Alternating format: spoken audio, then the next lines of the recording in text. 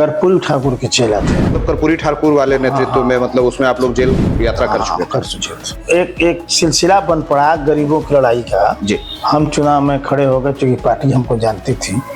मतलब राष्ट्रीय जनता दल की बात, उस समय जनता दल कम्युनिस्ट पार्टी को सपोर्ट किया करते थे आपके पिताजी। वो कम्युनिस्ट पार्टी के करते थे जी। हम लोग कर्पूरी ठाकुर को करते थे जी। मतलब मतभेद था घर में भी। राजनीतिक मतभेद पिताजी के साथ रहा। कर्पूरी ठाकुर और लोहिया जी के सिद्धांतों को धरातल पे उतारने के मकसद से आए उनके नेतृत्व में हम लोग जी जिला में रहते थे। जी। 2 वर्षों के कार्यकाल में अपने आप को कहाँ तक बहुत काम किया गरीबों। पार्टी बदलने का कारण तो मैं उस कारणों पर नहीं जाऊंगा क्योंकि हम लोग जिसके साथ रहे हैं उनकी शिकायत करना उचित नहीं है। एलजेपी को जिम्मेवार ठहराते हैं अपने चुनाव में? एलजेपी बागी होकर के जी उम्मीदवार खड़ा कर दिया। तो जो हमारा एनडीए का जो वोट था वो तो ले लिया जी। जितना लिया उससे उतनी वोट से हमारे कभी तो कुछ कुशवाहा समाज के उत्थान की अगर बात की जाए, कोई एक बिरादरी जी सारी बिरादरियों को मात नहीं दे सकता जी। कभी कभी रोज रोज मुर्गा खाइएगा ना जी।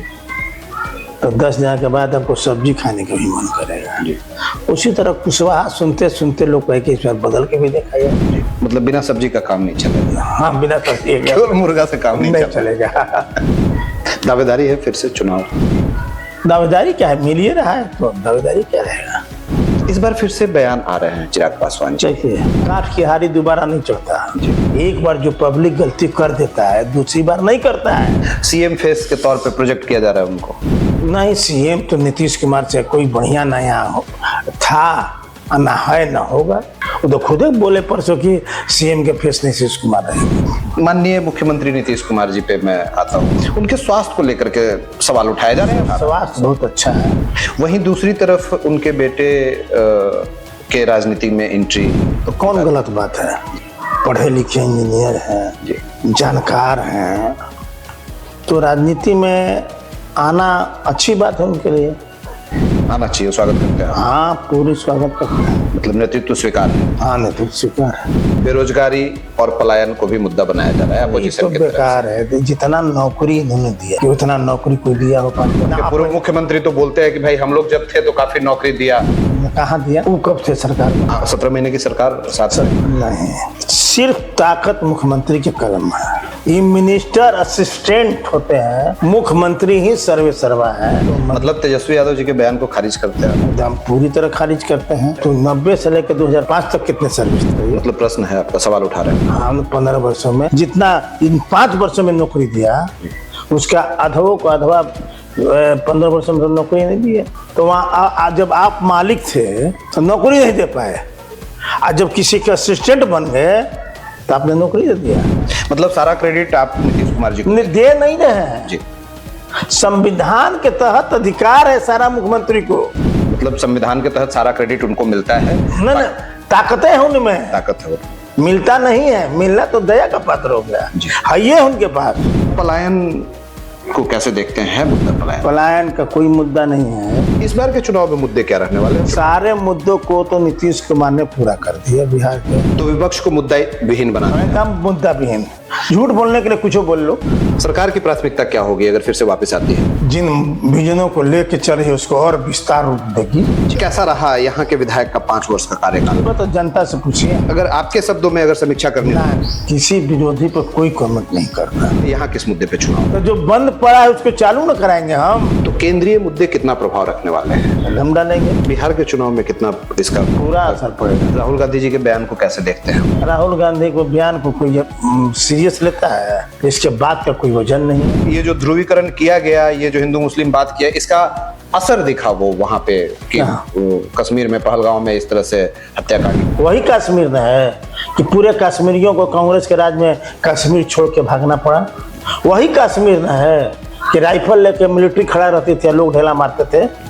और आज वही कश्मीर में है जहां लोग पत्थर मारने वाले तो छोड़िए, एक मुर्दाबाद बोलने वाला भी आदमी कोई नजर नहीं आता है। क्या लगता है आपको बिहार के इलेक्शन में प्रभाव डालेगा ये वक्फ संशोधन बिल? पक्ष में वोट पड़ेगा बहुत अधिक। वक्फ बिल के हम लोग समर्थन में। बिहार में चुनाव है और कुछ नई पार्टियां भी मैदान में हैं।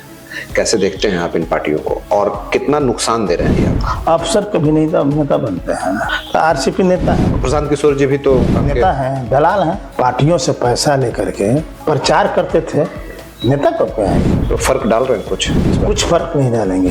अपने जनता से आपके अपने संकल्प और अपने वादे क्या हैं इस बार के चुनाव? मेरे जाने के बाद बच गया है जी, उन कामों को तुरंत पूरा कराऊंगा। ऐसे ही अलग अलग विधानसभाओं से, अलग अलग क्षेत्रीय नेताओं से, वर्तमान विधायकों से, पूर्व विधायकों से हमारी बातचीत चलती रहेगी।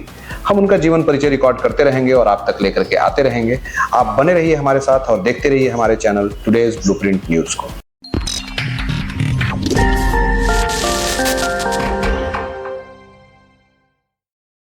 नमस्कार, एक बार फिर से स्वागत है आपका बिहार विधानसभा इलेक्शन ब्लूप्रिंट 2025।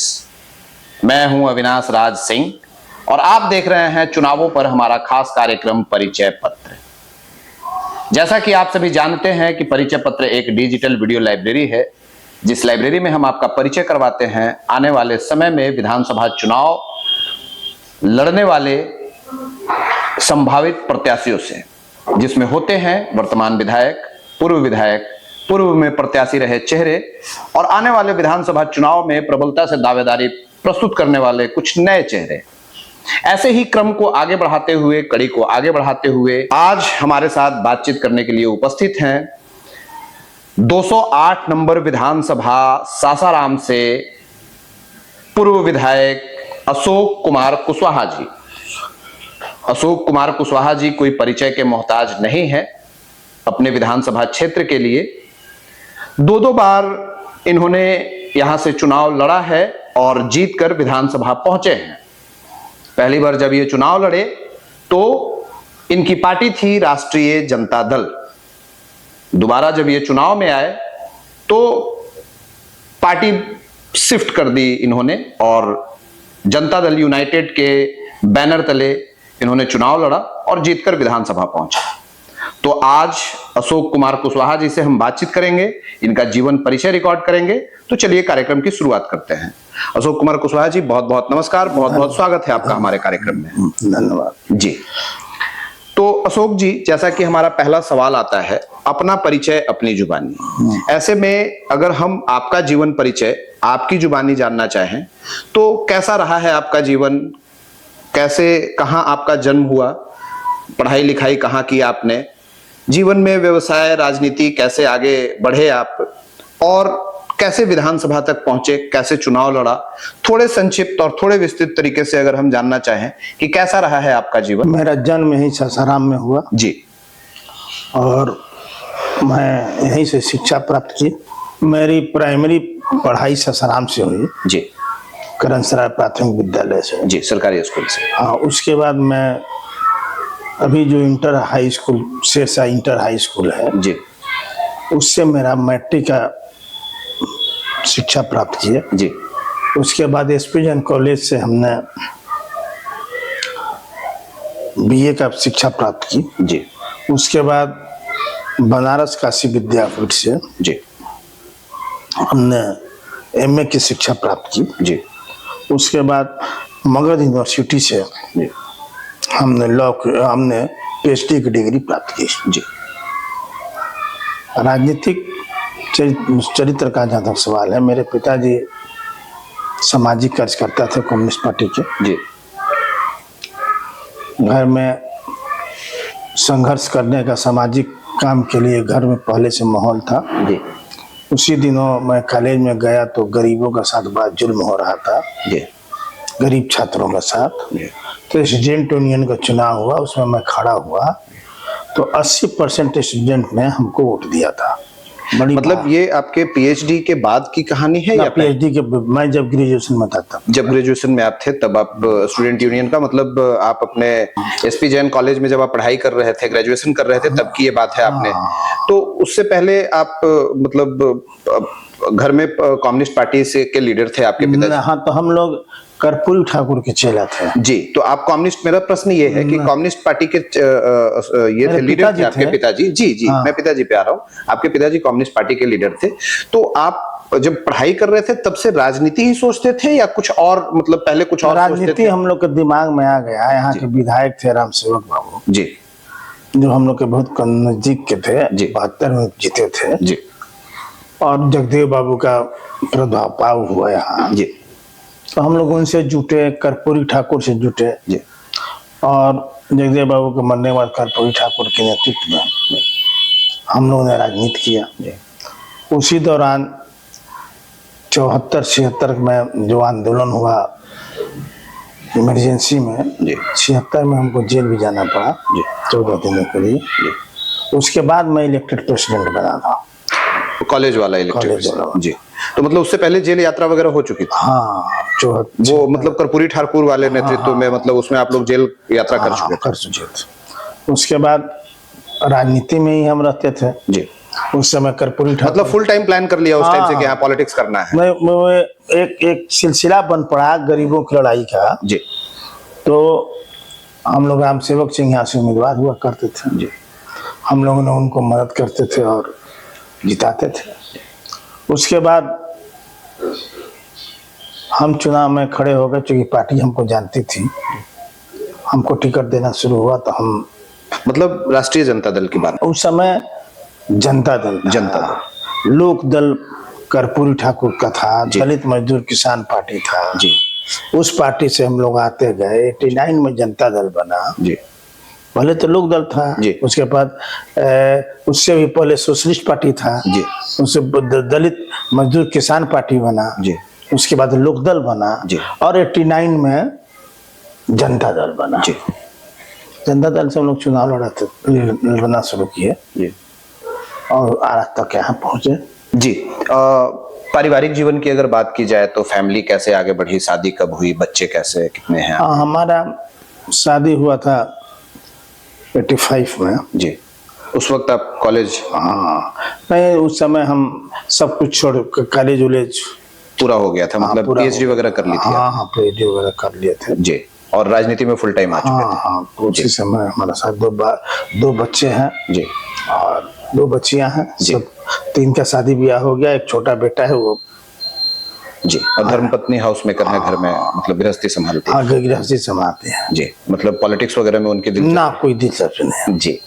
आपने बताया कि घर में माहौल था, कम्युनिस्ट पार्टी को सपोर्ट किया करते थे आपके पिताजी, राजनीतिक माहौल में आप पले बढ़े। वो कम्युनिस्ट पार्टी के करते थे जी। हम लोग कर्पूरी ठाकुर को करते थे। जी। मतलब मतभेद था घर में भी? हाँ, राजनीतिक मतभेद पिताजी के साथ रहा? हाँ था। लेकिन मतलब पारिवारिक माहौल राजनीतिक बना हुआ था जहां से दिलचस्पी आपकी बढ़ी और फुल टाइम में राजनीति में आप लोग आए।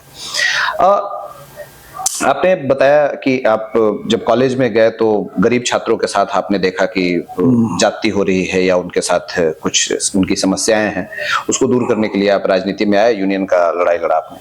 तो मतलब क्या वो मुद्दा या पॉइंट क्या था, वो मतलब घटना या फिर वो वजह क्या, जो बेसिक अगर एक वजह की बात की जाए या एक पॉइंट की बात की जाए जो आपको लगा कि बहुत जो गरीब छात्रों को कॉलेज प्रशासन की तरफ से जो सहूलियत मिलनी चाहिए थी, जो यूनिवर्सिटी ने दे रखा था जी, वो सब नहीं मिलते थे। लड़ाई इसी बात की थी। मतलब राजनीति में एंट्री करने का वो एक वहां से किक मिला आपको? नहीं, एंट्री तो हम लोग जगदेव बाबू पहले से कर चुके थे। जी। हम लोग कॉलेज में पढ़ते थे, हम लोग तो 72 में घुस राजनीति में चले गए थे। उसी समय हम लोग ने अपना विधायक बना लिया राम सेवक सिंह को शोषित समाज दल से। जी। तो उस समय तो हम लोग 78 में आते आते हम लोग पढ़ाई स्थिति में आ गए। जी। तो उस समय हम लोग अपना अधिकार समझने लगे, उसी अधिकार के गरीबों को लेकर हम लोग लड़ाई शुरू की। हमारा पॉइंट ये है कि मतलब चुनाव लड़ने जैसा उत्साह इकट्ठा करना और चुनाव लड़ने जैसा निर्णय लेना, वो निर्णय कब और कैसे लिया कि नहीं अब चुनाव लड़ना चाहिए? राजनीति में तो जैसे आप कॉलेज यूनियन में चुनाव लड़े आप गरीबों को ये देख करके, फुल टाइम जैसे आपने 2000 में जनता दल पार्टी। तो हम लोग जब राम सेवक सिंह को लड़ाते थे जी, तो राम सेवक सिंह का समय खत्म हो गया तो कहेंगे हम लड़ेंगे, क्योंकि उनका हम काम करते थे, हम पूरे क्षेत्र में घूमते थे, तो उनका तो उत्तराधिकारी हम बन गया। तो एज ए उत्तराधिकारी, राम सेवक सिंह के एज ए उत्तराधिकारी आप चुनाव में मतलब चुनाव लड़ने के लिए मैदान में आए जी। मकसद क्या रहा, मतलब उस वक्त जब आप विधानसभा चुनाव में आए, जैसे कॉलेज के चुनाव में तो गरीब छात्रों की अनदेखी को देखते हुए कर्पूरी ठाकुर जी और लोहिया जी के जी जो सिद्धांत थे जी, उससे हम लोग बहुत प्रभावित थे जी। और उन्हीं के सिद्धांतों को लागू करने के लिए हम लोग राजनीति में बहुत सक्रिय हो गए। मतलब कर्पूरी ठाकुर और लोहिया जी के सिद्धांतों को धरातल पे उतारने के मकसद से आए राजनीति। उनके नेतृत्व में हम लोग जी जिला में रहते थे जी। जब आप पहली बार विधायक बने, मतलब स्ट्रगल किया, संघर्ष करके आप पहली बार विधायक बने, मौका मिला कुछ करने का, तो आप अपने मकसद में, जिस मकसद से जैसे लोहिया जी और कर्पूरी ठाकुर जी के सिद्धांतों को पूरा करने के लिए आप आए राजनीति में, उस मकसद में उन 5 वर्षों के कार्यकाल में अपने आप को कहां तक आपको लगा कि मतलब जितना हम नहीं सोचे थे जी, उससे अधिक गरीबों का हमने काम किया जी। उस समय नौहट्टा मेरे क्षेत्र में था जी, नौहट्टा प्रखंड एक अभी चेनारी में है जी। वहाँ लाइन जाता था 80 किलोमीटर से 1 फीडर। वहाँ सब स्टेशन नहीं था, जिसको 10 बीघा भी जमीन था, 15 बीघा भी जमीन था जी, वो किसी के यहाँ मजदूरी का काम करते थे जी, क्योंकि लाइन था नहीं तो पानी मिलेगा नहीं जमीन से जी। तो गरीब लोगों को जो 15-20 बीघा के माल जमीन वाले थे वो भी मजदूर की जिंदगी जीते थे, आदिवासी की जिंदगी जीते थे।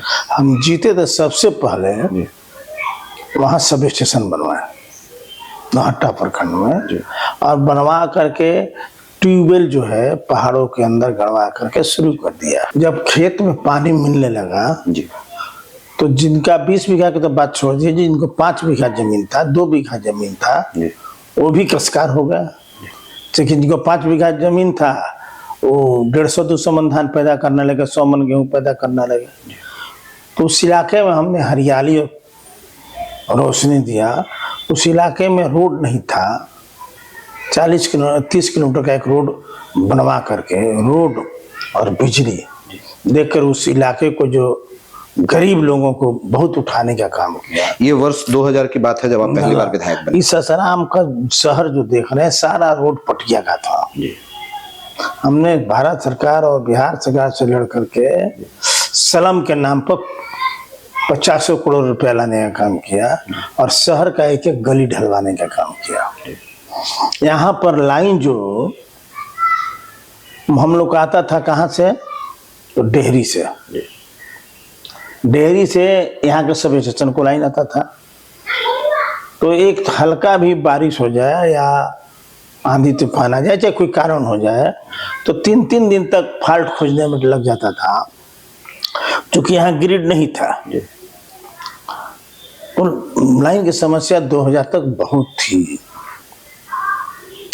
उस समय हमने यहाँ 121/33 का बेदा में ग्रिड बनवाया। तो तब हमारा लाइन अब बेदा से मिलने लगा। पहले हम लोग को मथुरापुर से मिलता था। तो शहर की लाइन भी हमने सुधारा, रोड भी सुधारा हमने पहले चुनाव में। बहुत काम किया गरीबों। 2015 में हमने बहुत काम किया। उसके बाद भी यहाँ जल जमाव की बहुत समस्या थी, तो हमने अंडरग्राउंड नाला बनवाने का काम शुरू किया 200 करोड़ रुपया लेकर के। 2015 में जब आप दोबारा विधायक बने, दूसरी बार जब विधायक बने, तब की ये बात आप। हाँ जी। तो नाले का काम शुरू हुआ, अंडरग्राउंड नाला, और जब तक हम 15-20 तक विधायक थे, तो 15 में जितने के बाद 1-2 साल तो लग गया, 2.5 बरस पैसा लाने में, टेंडर कराने में, सब करने में, क्योंकि बहुत बड़ी स्कीम थी ये। अंडरग्राउंड नाला तो बड़े बड़े शहरों में होता है, ये तो छोटे कस्बे में होता नहीं। लेकिन हमने पैसा लाया मुख्यमंत्री को मना करके और काम शुरू करा दिया। लेकिन जब तक मैं एमएलए था, मेरा एक घर है वहाँ कुशवाहा साहूवन के पास, वहाँ तक बनते बनते मेरा चुनाव आ गया और मैं चुनाव हार गया। उसके बाद 1 इंच भी रोड का काम तो अंडरग्राउंड नाला का काम आगे नहीं बढ़ा। क्योंकि पैसा लाने वाला कोई जो विधायक हुए चाहे MP के कोई नहीं लाया। और मैं जहाँ छोड़ के गया था काम, वहां से 1 इंच भी काम आगे नहीं बढ़ा। किसी भी शहर के लोगों से पूछ लीजिएगा जी। दूसरा काम हमने किया, इस शहर में जाम की समस्या बहुत थी जी। आप देखते होंगे कि हम बेदा जो बस स्टैंड है वहां से लेकर नहर पकड़ा करके और अमरा तालाब में एक बाईपास स्वीकृत कराया जी कि शहर में कोई गाड़ी नहीं आवे, बाहर आवे। तो बहुत लंबे पैसे लग रहे थे, तो उसको 2 फेज में बांटा गया, बेदा से मोकर और मोकर से अमरा तालाब जी। तो पहले टाइम में हमने करीब 79 करोड़ रुपया किया, 100 करोड़ रुपया दिलवाया, जो कि आप देखिएगा कि काम अभी तक चल रहा है। और बेदा बस स्टैंड से मोकर तक हाईवे रोड करीब जैसा बन गया है। पूर्व में थोड़ा सा काम बाकी है जी। उससे अब कोई भी पटना से गाड़ी आ रही हो, बक्सर से गाड़ी आ रही हो जी, करहगर से गाड़ी आ रही हो, कोई शहर में नहीं आएगा। वो 22 बाईपास पकड़ करके बस स्टैंड में चला जाएगा, बाकी गाड़ियां बाहर चली जाएगी जी। लेकिन जहां तक मैंने पैसा दिया था मोकर में, मोकर के बाद मोकर से लेकर के अमरा तालाब तक बनाना था, जो आज तक एक योजने में 1 रुपया नहीं आया और वो काम शुरू भी तक नहीं हुआ। जहां तक मैंने शुरू कराया था वह उसी पर भी काम चल रहा है जी। ये आपको शहर जाम की समस्या के लिए हमने किया जी। उसके बाद इस शहर में पेयजल का बहुत संकट है। हमने यहाँ पर 117 करोड़ रुपया लाए और 8 गो टंकी बनवाया का पैसा लाए, सब में सबका शिलान्यास किए जी। एक रिजर्वायर पहाड़ पर बनना था जी, 10 लाख गैलन का जी, चंद शहीद पहाड़ पर जी। वो स्वीकृत भी हो गया। टंकी में और पाइपलाइन में पैसा दिलवाया हमने। पाइपलाइन में ही नहीं पैसा दिलवाया, हमने कहा कि जिन शहर में जितने भी घर एक झोपड़ी भी बना है, जो पाइपलाइन बिछ रहा है, कोई अपना कनेक्शन मांगे नहीं मांगे, सबके हर घर में के दरवाजे पर ले जा करके कनेक्शन करके मोटे पाइप से वहां पर खड़ा कर देना है कि अपना अंदर ले जाए। इसके लिए उसमें हमने 20 करोड़ रुपए का अतिरिक्त प्रावधान कराया और उसी तरह काम चला भी। लेकिन मैं हार गया, तो जो पैसा लाया था उसके बाद 1 रुपया नहीं आया और रिजर्वायर का काम जो पहाड़ पर बनना था आज तक नहीं लगा, स्वीकृत होने के बावजूद। और ये जो पाइपलाइन बिछाया लोग, यहाँ के MP MLA ने कोई समझते नहीं, वो भी बहुत ढंग से नहीं बन पाया। ट्रैफिक लाइट का पैसा जो सिग्नल होता है जी, वो हमने लाया। हमारे लाने के बाद, चुनाव हारने के बाद उसका टेंडर हुआ, काम लगा जी। अभी तो बहुत लोग कहते हैं कि हम भी बनाए जी। लोगों को पता भी नहीं है कि पैसा कहाँ से आता है जी। वो लोग कहते हैं कि हमने किया जी। तो जल जमाव, सड़क जाम जी, ट्रैफिक लाइट जी, पेयजल जी, जैसे बड़े बड़े कामों को हमने करने का काम किया। तिलौथू हमारा एक क्षेत्र पड़ता है इसी कंस्टिट्यूंसी में जी। वहां पर लाइन आता था बारून से जी, आपके जिला से, चूंकि ग्रिड था नहीं, तुम सासाराम में बनवाए ग्रिड, तो सासाराम को चलता था। और हमने वहां 3 सब स्टेशन वहां किया जी, और 1 ग्रिड किया। समझिए कि बिजली के मामले में हमने वहां 50-100 वर्षों का काम कर दिया जी। और रोड के मामले में हमने बताया जी। तो विकास जितना हमने किया जी, उसकी कोई तुलना नहीं है। यही कारण है कि इस बार विधायक नहीं रहने के बाद किसी भी जात के लोग मेरा ही नाम लेते हैं। आप भी जाइए, सर्वे कर लीजिए। जी, आपने अपने राजनीतिक जीवन के कुछ महत्वपूर्ण कार्यों पर प्रकाश डाले, काफी कार्य किए आपने। दो प्रश्न यहाँ से सामने आता है। एक तो पहला प्रश्न तो ये कि आप 2000 में पहली बार आरजेडी के साथ चुनाव लड़े, 2015 में आप जेडीयू के साथ आ गए, तो ये मतलब कारण क्या रहा? पार्टी बदलने का कारण क्या रहा? हमारा अगर अलायंस स्पष्टीकरण- था तो 15 में तो हम लोग साथ थे, जी जेडीयू आरजेडी साथ था ना जी और अलग हुआ पार्टी तो हम लोग 15 में इधर चले हैं।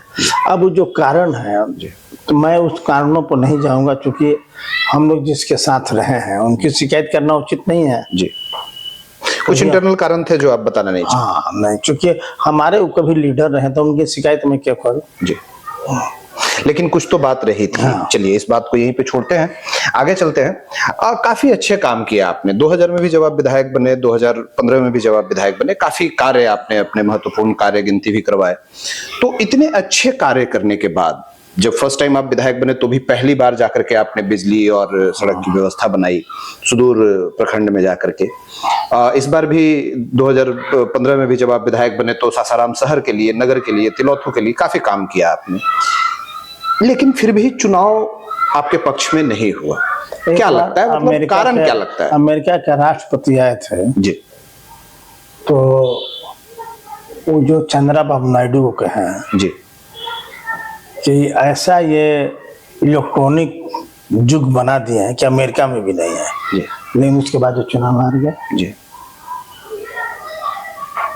नेहरू जी एक बार बैठे थे तो उनके साथ बैठे हुए लोगों ने कहा कि वहाँ आपका बड़ा विरोध है। जी, तो उस एमपी ने कहा कि मैं तो उस इलाके में कोई काम ही नहीं किया हूं तो विरोध कैसा हो रहेगा।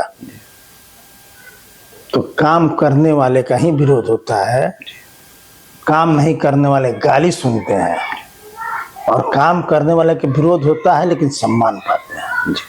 बात आप समझ गए ना। जी। और चुनाव में कुछ नसीब है, 100% नसीब है, कुछ परिस्थिति, वही परिस्थितियां कहिए चाहे नसीब कहिए, वही काम करता है। जी।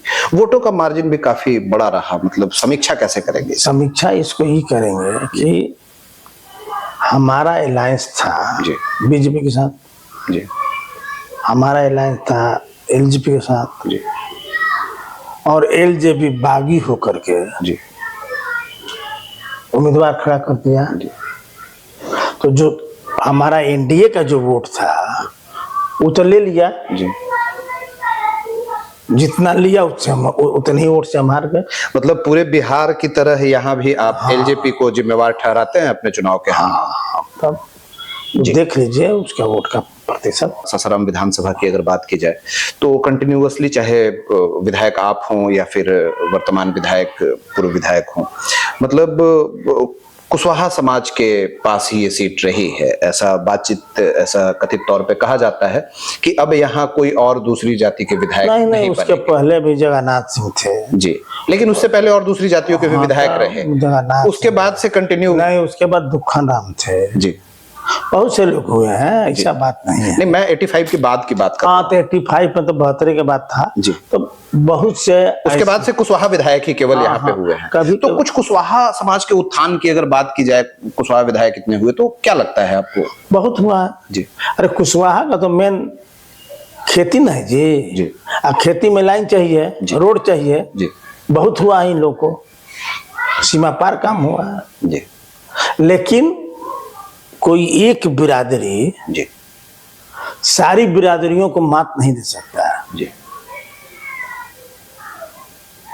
कभी कभी रोज रोज मुर्गा खाइएगा ना जी, तो 10 दिन के बाद आपको सब्जी खाने का भी मन करेगा। जी, उसी तरह कुशवाहा सुनते सुनते लोग कहे कि इस बार बदल के भी देखा जाए, जी, ये भी एक फैक्टर था। तो बदल के देख लिया लोग का ना, बिना उन लोग के काम, मतलब बिना सब्जी का काम नहीं चलेगा। हाँ बिना सब्जी के केवल मुर्गा से काम नहीं चलेगा।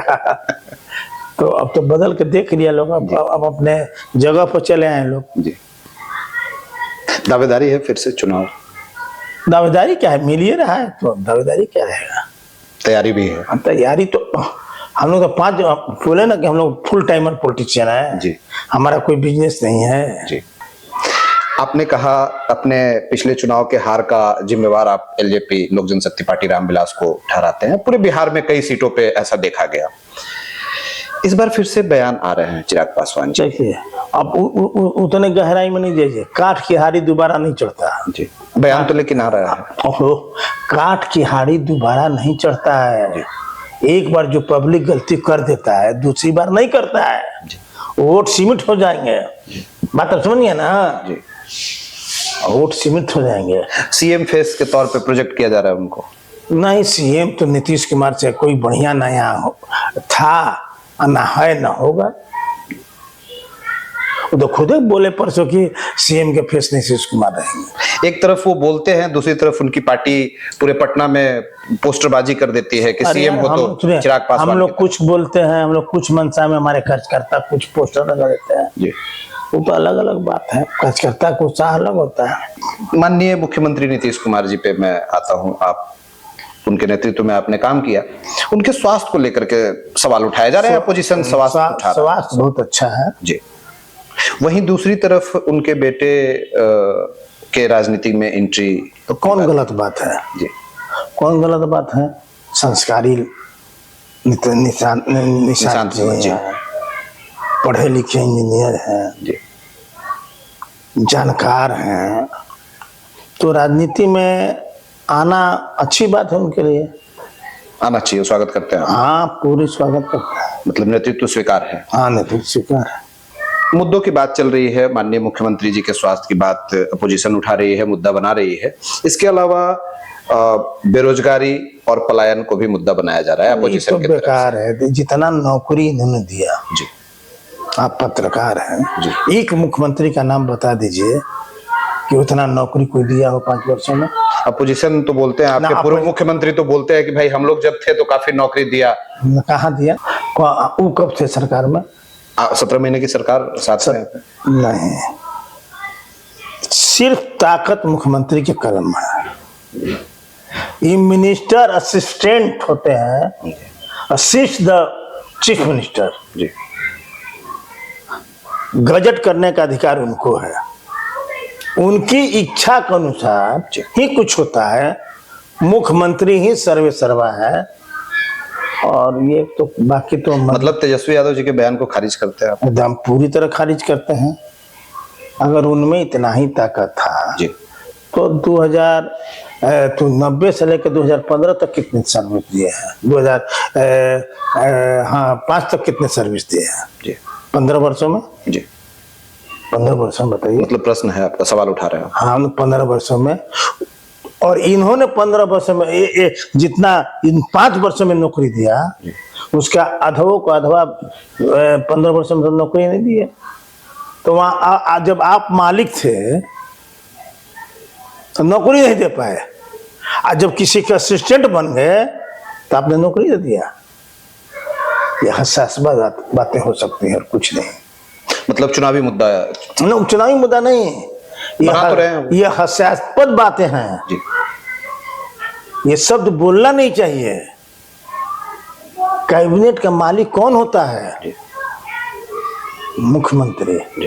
जो चीज नहीं चाहेगा मुख्यमंत्री कैबिनेट में आएगा? मुझसे बताइए आप जी। जब वो चाहेगा तब ना कोई चीज कैबिनेट में आएगा। और जब वो मुहर लगाएगा तब ना वो पास होगा। तो सारा काम तो उन्हीं का है, मुख्यमंत्री को कहा जाएगा। मतलब सारा क्रेडिट आप नीतीश कुमार जी को दे नहीं रहे हैं जी। संविधान के तहत अधिकार है सारा मुख्यमंत्री को। मतलब संविधान के तहत सारा क्रेडिट उनको मिलता है। नहीं, ताकतें हैं उनमें, ताकत है उनमें जी। मिलता नहीं है। मिलना तो दया का पात्र हो गया जी। है ये उनके पास। अभी देश में नरेंद्र मोदी जी प्रधानमंत्री हैं जी। तो देश में जितने भी फैसले हो रहे हैं वो सारा दिन प्रधानमंत्री का है जी, न कि मंत्री का है, कैबिनेट मिनिस्टर्स का जी। पलायन को कैसे देखते हैं? मुद्दा पलायन का कोई मुद्दा नहीं है। जब इतनी सारी नौकरी हम दे रहे हैं जी। पलायन तब होता था जब हर रोज बिहार में सैकड़ों लोग मारे जाते थे, एक एक घटना हुआ है बिहार में कि 50 लोग 100 लोग गोलियों से भून दिए गए। आपके इलाके में जहानाबाद में भून दिए गए। पलायन जब किडनैपिंग का व्यापार चलता है तब होता है, हत्याएं होती है तब होता है। और अभी तो law and order Nitish ji के माननीय मुख्यमंत्री नीतीश जी के नेतृत्व में जितना अच्छा चल रहा है, किडनैपिंग सुनते नहीं हम लोग, लेकिन राम के भी राज्य में कुछ तो कुछ होता था। सरकार की नीयत कैसी है इस पर निर्भर करता है। यहाँ भी देखिए गहने लूटेंगे मुजफ्फरपुर में, सरकार की नीयत है रिकवर हो गया। घटनाएं कोई नहीं रोक सकता, आपकी नीयत रहेगी तो घटनाओं को पर्दाफाश होगा और सब पकड़ के जेल जाएंगे तो लॉ एंड ऑर्डर सुधरेगा। तो जब लॉ एंड ऑर्डर सुधरेगा, जब सामूहिक हत्याएं नहीं हो रही है, एक कॉमनर राइट्स नहीं हो रहे हैं, तो पलायन का कहाँ सवाल है? मतलब पलायन को आप मुद्दा नहीं मानते? ना पलायन का सवाल कहाँ है? पलायन तो ही नहीं। जब व्यापारी असुरक्षित होंगे, जब व्यक्ति रहने से असुरक्षित रहेंगे, तब ना पलायन होगा। और जब व्यापारी सुरक्षित हैं, लोग सुरक्षित हैं, बातें नरसंहार तो हई घटना, कोई भी घटना हुआ इनके राज्य में हुआ इस तरह की बातें नरसंहार एक भी घटना हुआ? भागलपुर जैसा दंगा एक भी हुआ बिहार में? दंगों की बात आप कर रहे हैं तो एक बार लौट के आपके विधानसभा सासाराम की तरफ हम चलते हैं। 2023 में एक घटना घटी, कैसे देखते हैं उसको? 23 में आपके सासाराम में? हाँ, वो हल्का फुल्का था। जिम्मेवार किसे मानते हैं? अरेस्ट किया गया, गिरफ्तारियां हुई, आपके वर्तमान विधायक, पूर्व विधायक जो है भारतीय जनता पार्टी अब तो पुलिस ने चार्जशीट बना के देगी कौन। मतलब आपके नजरिए से, जैसे आपने जब चर्चा की, चर्चा निकली, ये पुलिस का काम है बताना कि कौन दोषी था, हम नहीं बताएंगे। देखते कैसे है उस घटना को? सबसे बड़ा दंगा यहाँ जी, दंगा का शहर बना 89 में जी, जब कांग्रेस का राज था। भागलपुर का दंगा कांग्रेस के राज में, जो बिहार का सबसे बड़ा दंगा है। इस देश में अगर दंगा कराने का महारत किसी को हासिल है तो कांग्रेस पार्टी है। आप कहता है कि हम सेकुलर हैं, लेकिन यहाँ के दंगे में तो भारतीय जनता पार्टी के विधायक को पे आरोप लगाया गया। हालांकि शीर्ष नेतृत्व ने काफी निंदनीय बताया भी इस बात को, तो मतलब क्या उन आरोपों को अब तो पुलिस ने बताएगी, हम किसी को व्यक्तिगत कैसे कह देंगे? जी, हम तो कहने वाले नहीं हैं। आपके क्षेत्र की बात है तो जो इन्फॉर्मेशन, कुछ तो सूचना आपके पास भी होगी। जो उसको इन्वेस्ट कर रहा है वो ना बताएगा, या तो सजा होने के बाद हम लोग जानेंगे कि कौन दोषी है, और जब जांच चल रही तो पुलिस बताएगा कि कौन दोषी है। मैं कैसे बता दूंगा? चलिए, चुनाव आने वाले हैं, साल के अंतिम तिमाही तक फिर से बिहार में चुनाव इलेक्शन होंगे, दावेदारी भी है, तैयारी भी है। ऐसे में मुद्दे क्या रहने वाले हैं? पहले अगर आप बिहार की चर्चा चल रही है तो बिहार के परिप्रेक्ष्य में अगर बात किया जाए, आपने बेरोजगारी को मुद्दा मानने से इनकार कर दिया, पलायन को मुद्दा मानने से इनकार कर दिया, तो मुद्दे क्या होंगे? किस मुद्दे पे चुनाव होने वाला? हमने बेरोजगारी का मुद्दा से इनकार नहीं किए। बेरोजगारी में हमने जितना नौकरी दिया इन 5 वर्षों में, जितना रोजगार दिया, जितना स्टूडेंट को हमने क्रेडिट कार्ड पर पैसा दिया, उनको रोजगार दिया व्यवसाय करने के लिए जी, उतना 15 सरकारों में जो मुद्दा उठा रहे 15 सरकार में उसका 10% नहीं किए। तो बेरोजगारी दूर करने का प्रयास किया गया। हाँ, किया गया और आगे भी हम लोग करेंगे जी। इस बार के चुनाव में मुद्दे क्या रहने वाले हैं? मतलब किन मुद्दों पे आप लोग? सारे मुद्दों को तो नीतीश कुमार ने पूरा कर दिया बिहार के। कोई नया मुद्दा तो पैदा होगा नहीं। झूठ बोलने के लिए विपक्षी जो झूठ बोल रहे हैं कि रोड नहीं है, बिजली नहीं है, लॉ एंड ऑर्डर नहीं है, ये विपक्षी का कहने का काम है, लेकिन है कुछ भी नहीं। लॉ एंड ऑर्डर आप खुद महसूस करते हैं, पत्रकार हैं, रात भर कहीं आते जाते हैं, पहले दिन में नहीं चल पाते थे, औरंगाबाद में नक्सलाइटों को चलते, और रात की तो बातें छोड़ दीजिए, अब रात भर घूम रहे हैं। तो लॉ एंड ऑर्डर को नीतीश कुमार ने इतना कंट्रोल किया कि भय मुक्त वातावरण बना दिया, विकास इतना किया कि आप रात को अपने गांव में किसी इलाके से जा सकते हैं। जी आप पटना जाइएगा तो आपको पता ही नहीं चलेगा कि पटना 15 वर्ष पहले का है कि अब का है। नए लोग तो भूल जाएंगे, इतने पुल बना दिया उन्होंने, कौन पकड़े किधर चले जाइएगा कोई पता नहीं है नए लोगों के लिए। जी है कि नहीं है? तो विपक्ष को मुद्दा विहीन बना दिया। एकदम मुद्दा विहीन, झूठ बोलने के लिए कुछ बोल लो। सरकार की प्राथमिकता क्या होगी अगर फिर से वापस आती है तो? मतलब किसी मुद्दे पे तो कोई तो विजन होगा, कुछ तो मिशन लेके चलेंगे। जिन विजनों को लेके चल रही है उसको और विस्तार रूप देगी जी, बेरोजगारी को और खत्म करेगी जी, सब चीज को और दुरुस्त करेगी। अगर बिहार को और दुरुस्त कोई कर सकता है तो माननीय मुख्यमंत्री नीतीश कुमार कर सकते हैं, दूसरे किसी के नेतृत्व में ताकत नहीं है। जी। आपके विधानसभा सासाराम 208 नंबर विधानसभा की बात की जाए तो कैसा रहा यहाँ के विधायक का 5 वर्ष का कार्यकाल? इसको कैसे समीक्षा करेंगे? उस पर तो जनता से पूछिए। नहीं, आपकी अगर आपके शब्दों में अगर समीक्षा करनी ना ना ना, मैं किसी विरोधी पर कोई कमेंट नहीं करता, जी, ये जनता से पूछिए। यहाँ का मुद्दा क्या होने वाला है? यहाँ किस मुद्दे पे चुनाव होगा? यहाँ तो जो हमने काम शुरू किया जी, वो तो पूरा ही नहीं हुआ। जल जमाव का, रोड जाम का, पेयजल वाला, जी, तो जो बंद पड़ा है उसको चालू न कराएंगे हम? जी, जल जमाव, रोड जाम और पेयजल से बड़ा कोई मुद्दा है क्या शहर के लिए, जी, विधानसभा के लिए? जी। तो ये इधर सब अधूरे पड़े हुए हैं। तो सासाराम का मुद्दा यही होने वाला है चुनाव। हाँ, दूसरा क्या हो सकता है? Law and order Nitish Kumar ji ठीक किए हैं, सब तो ठीक ही कर दिए हैं। जी, दौरा चालू है 5 वर्ष, अब तो क्षेत्र में जा ही रहे हैं, लोगों से मिल ही रहे हैं। तो एक बार फिर से मैं उस प्रश्न पे आऊंगा कि पब्लिक, आप भी मिल रहे हैं, हम लोग जाएंगे पता करेंगे, लेकिन आप मिल रहे हैं तो पब्लिक का रिस्पांस कैसा मिल रहा है? मतलब 5 वर्षों के कार्यकाल पे कुछ हुआ, कुछ विकास कार्य, कुछ सफलता मिली विधायक जी को? लोगों को बहुत इस बात का मलाल है, दर्द है कि काम करने वाले आदमी को हम लोग ने हरा दिया। जी, और उसका रिजल्ट देखिएगा इस बार के चुनाव में, आप भी देखिएगा कितना बेहतर होने जा रहा है। जी। केंद्रीय मुद्दे कितना प्रभाव रखेंगे बिहार के चुनाव में, या सासाराम के चुनाव, विधानसभा चुनाव की अगर मैं बात करूं तो केंद्रीय मुद्दे कितना प्रभाव रखने वाले हैं? मैं अगर एक एक करके बात करूं तो पहलगांव हत्याकांड, भारतीय जनता पार्टी का रिटेलिएशन, हिंदुस्तान पाकिस्तान युद्ध, प्रथम इंटरनेशनल मुद्दा तो यही हो रहा है। एक चीज बता रहा है जी, जो बॉम्बे में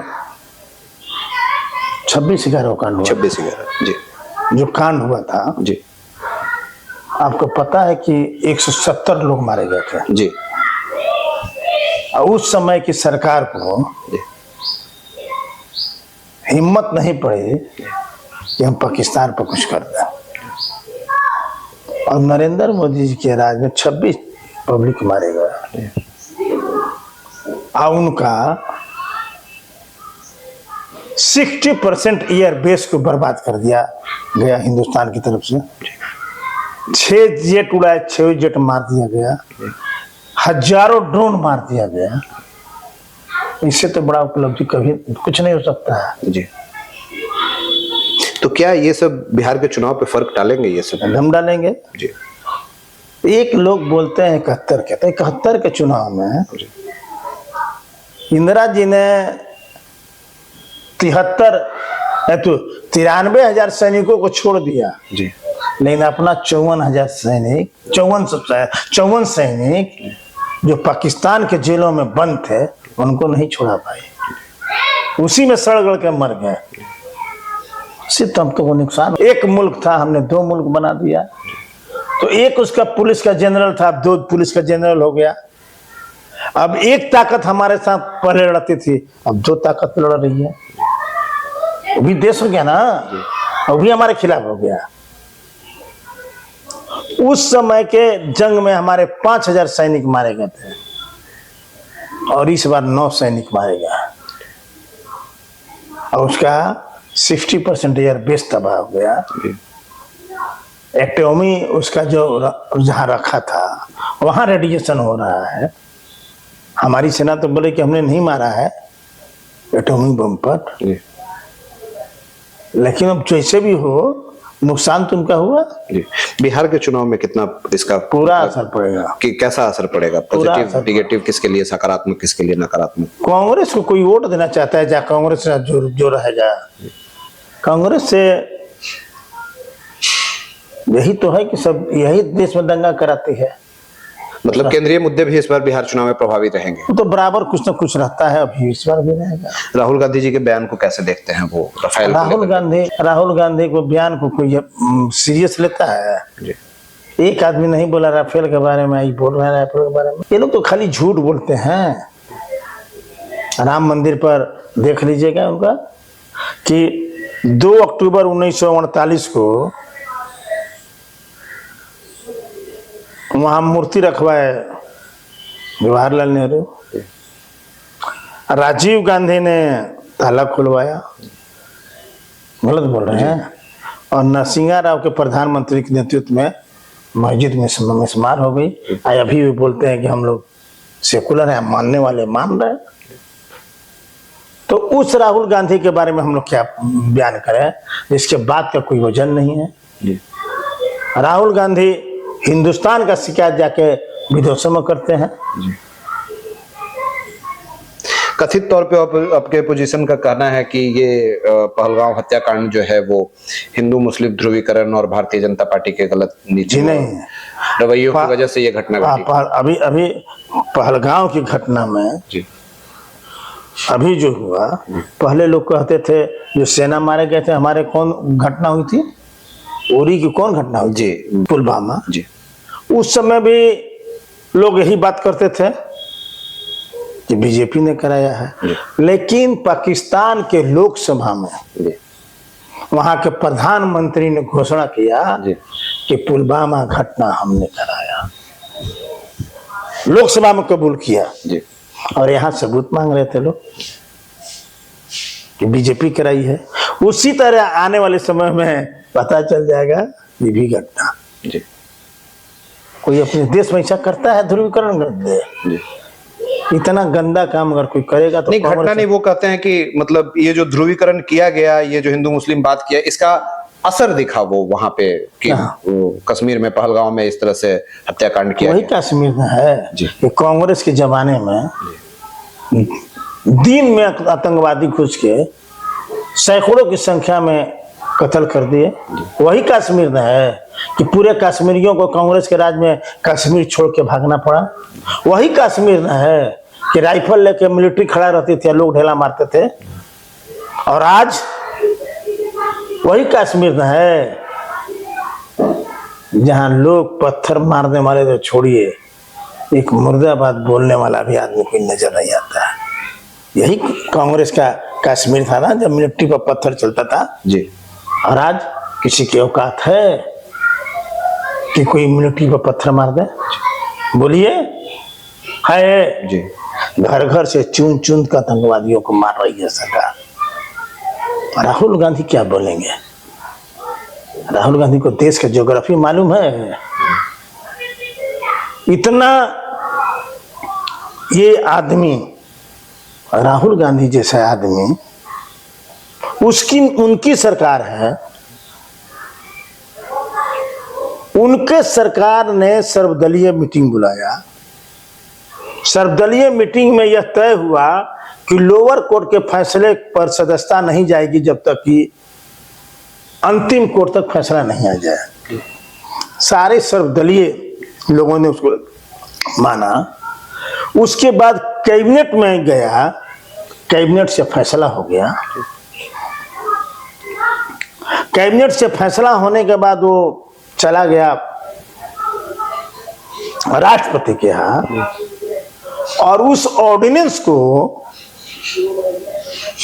पब्लिकली ऐसे फाड़ देना, वो भारत सरकार का ऑर्डिनेंस था जी। कोई विपक्ष का ऑर्डिनेंस नहीं था जी। और उस समय प्रधानमंत्री विदेश में थे, तो हिंदुस्तान के फैसले को, कैबिनेट के फैसले को सरेआम चौराहे पर फाड़ने वाला कोई देश के आदमी नहीं हो सकता है, भीतर तक देश का विरोधी और उसको ज्ञान के बारे में क्या कहा जाए, ये घटना गलत है। तो उसका परिणाम भी उनको मिला? नहीं, गलत है कि सही है? सदस्यता चली गई इस वजह से। गलत है कि सही है? गलत है बिल्कुल। उन्होंने किया है ना, तो उस आदमी के बारे में क्या कहते हैं जी। जो कैबिनेट के फैसले को फाड़ता हो? है क्या? खामियाजा भी उनको भुगतने को मिला? नहीं, वो छोड़ दीजिए बात। नहीं, मतलब सॉरी, नहीं, सदस्यता चली गई। नहीं, वो हम नहीं कहना चाहते हैं जी।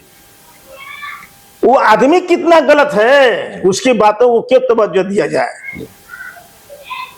अरे जो राष्ट्रपति के पास ऑर्डिनेंस चला गया, आप सरकार में थे, आप ऑर्डिनेंस को वापस मांग लेते, लेकिन जिस दिन कैबिनेट से पास हो रहा था आपको नहीं पता था?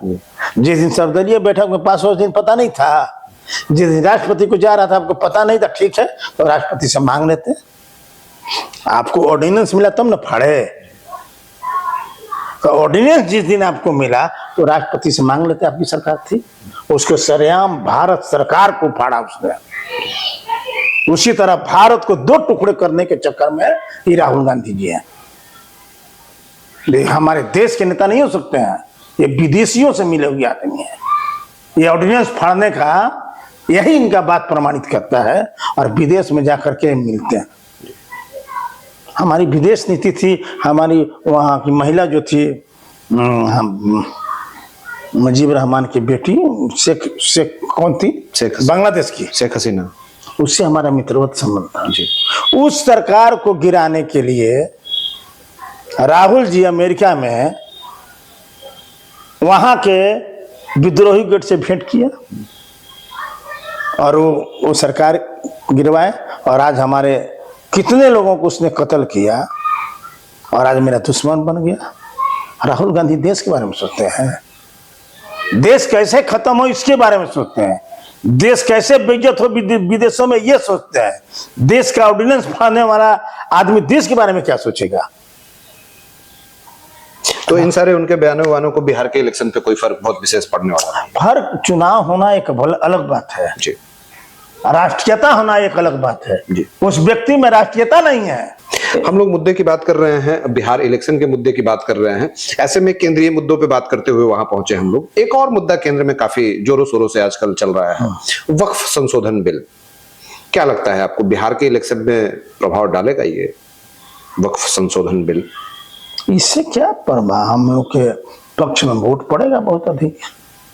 मतलब इसकी वजह से एनडीए के पक्ष में वोटिंग? मतलब लेकिन कुछ लोग तो इसको मुद्दा बनाए हुए हैं, आपके जेडीयू से भी काफी लोगों ने इस्तीफा वगैरह दिया, बाहर चले गए, तो शायद नकारात्मक प्रभाव पड़े, ऐसा कुछ नहीं है जी। आप कैसे देखते हैं इस बिल? ये वक्फ बिल के हम लोग समर्थन में हैं। वक्फ बिल के समर्थन में? हाँ। बिहार में चुनाव है और कुछ नई पार्टियां भी मैदान में हैं। आपकी बोले तो जनता दल यूनाइटेड से ही निकले हुए कुछ लोग हैं जो कि पार्टियों को मजबूत कर रहे हैं। मैं जन स्वराज की बात कर रहा हूँ। कैसे देखते हैं आप इन पार्टियों को और कितना नुकसान दे रहे हैं ये आपको? अफसर कभी नहीं तो नेता बनते हैं। मैं तो पार्टी की बात, अभी ज्वाइन करने की बात की आपने जी, तो आरसीपी नेता है, प्रशांत किशोर जी भी तो नेता है, दलाल है। पार्टियों से पैसा लेकर के प्रचार करते थे, नेता कब पे आए? तो फर्क डाल रहे हैं कुछ इस बात? कुछ फर्क नहीं डालेंगे ये, कुछ फर्क नहीं डालेंगे।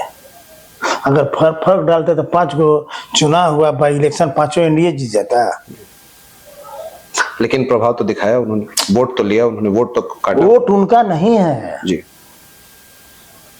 वोट उन जातियों का है जिन जातियों का उम्मीदवार था। बात समझ गए आप जी? तो मतलब कोई विशेष फर्क पड़ने वाला नहीं है जनता दल यूनाइटेड को, एनडीए को कोई विशेष फर्क पड़ने वाला नहीं है। कुछ और लोग हैं जो अपनी पार्टी बना रहे हैं, नए चेहरे सामने आ रहे हैं।